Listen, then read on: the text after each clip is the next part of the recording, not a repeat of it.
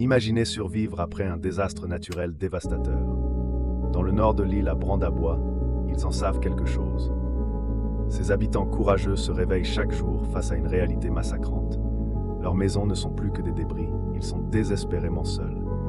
C'est comme vivre dans un film post-apocalyptique où tu ne sais pas où commence la fiction et où se termine ta réalité. À 2 pas, on retrouve la maison de Riava, un triste témoignage des ravages du cyclone. Les sorts que tirait le cyclone semblaient avoir un faible pour sa demeure. 4 jours se sont écoulés, mais les plaies sont encore à vif.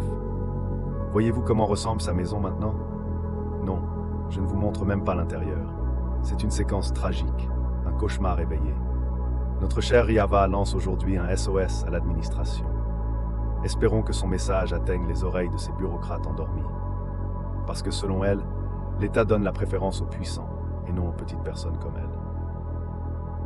La municipalité, face à ces cris de détresse, installe un centre d'écoute. Vu de l'extérieur, cela semble un effort dérisoire, surtout quand l'urgence est de rétablir l'électricité et d'ouvrir les magasins. Cependant, ils semblent autant dépassés que nous. Ils sont déconcertés, comme pris dans l'étau d'un mauvais rêve.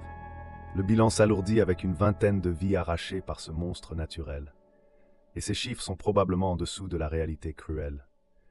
Dans cette sombre période, le seul rayon de lumière est la solidarité incomparable de ces résidents.